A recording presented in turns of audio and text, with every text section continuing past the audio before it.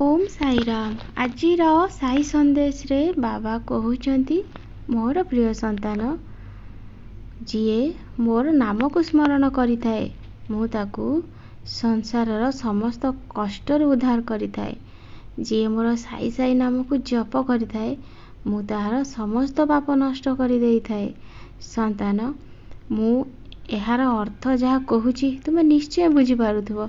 तुमे भाबुच कि आमे पाप करिबु आउ सब बेले बाबा ना धरिदेबु सेथिरु आमको मुक्ति मिलिबो। संतान जदि किछि जीवन रे भूल करिछ ईश्वर को पाखरे क्षमा प्रार्थना कर। आउ जो मनीष को कष्ट देइछ तांकु जाई भूल माग तेबे जाई तुमको से पापरु मुक्ति मिलिबो। तुमे खाली मो नाम को स्मरण करदेले तुमको पापरु मुक्ति मिलिबनी। संतान मु मोर सेई भक्त मानक कथा कहूची जो माने बहुत सरल निष्पाप से माने मो नाम को सब बेले स्मरण करूछंती। से बहुत कष्ट रे थाई मध्य तांको मुहरे सब बेले हस बाहरुची खुशी आनंद रे से माने रहउछंती। आउ तुमको मु कहूची संतान एबे समय अछि तुमे निजको बदलै दियो निजको भल मनीष रूपे गढ़ी तोल। देखिबो ए समाज तुमको जेते निंदा करू किंतु ईश्वर को पाखरे तुमे सब बेले गोटे भल शिष्य होई रहिबो। संतान तुम जीवन रे किछि घटना घटी जाइथिला जोथि पाई कि तुमे गोटे नृशंस पालटी जाइछ। तुमे भाबुछ आउ कोन जीवन रे अछि मु एमिति सब बेले भूल करबी सब बेले अन्य को दुख देबी काहा को खुशी रे रखिबा को देबिनी। संतान एटा ठीक कथा नुह। को मनीष जन्म हो हो खराब हेई न थाए समय परिस्थिति मनीष को खराब रास्ता को नहीं जाई थाए किंतु जेते बेले मु तुमर पितामाता हेई आसीछि मु कोन संतान मानकर ए कथा को केबे स्वीकार करि परिबी।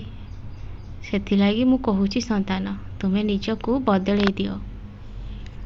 मु जानिछि तुमे निश्चय बदली जीवो। तुमे मोर साई सच्चरित्र को पाठ करिबा आरंभ कर।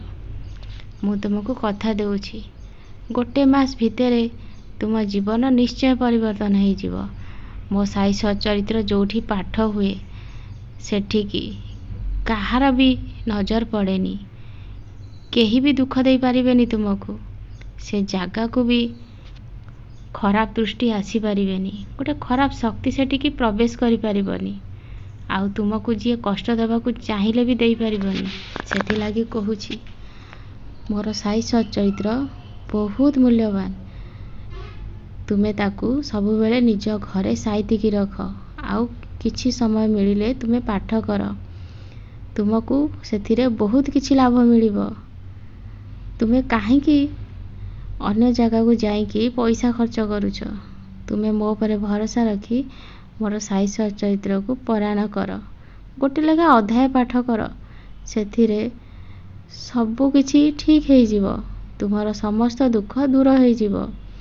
संतान जीवन रे जते बेले दुख आसीची से दुख रु बाहरिबा पई हेले तुमको सेति की भल कर्म करिया को पड़िबो तेबे जाई तुमर कर्म फल कटि जीवो।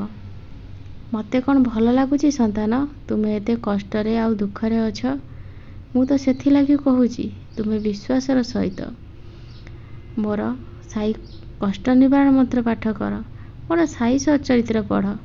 संतान जो माने साई सच्चरित्र पढ़िबारे असमर्थ होउचंती ताहले मोर साई बाबनी मंत्र को सखाळो थरे आ संध्या रे थरे निश्चय पाठ करंतु सेथिरे भी तुमको मुक्ति मिलिबो। संतान सब बेले गोटे कथा मन रखिथिबो संतान केबे भी पर निंदा करिवनी केबे परर चर्चा करिवनी निज दुख रे दुखी हेबो। जदि समय मिलिबो बाहर को जाई किछि लोकन को भल मंद बुझिबो ताको किछि खाइबा को देबो समय अनुसार मु सब ठीक कर देबी। संतान।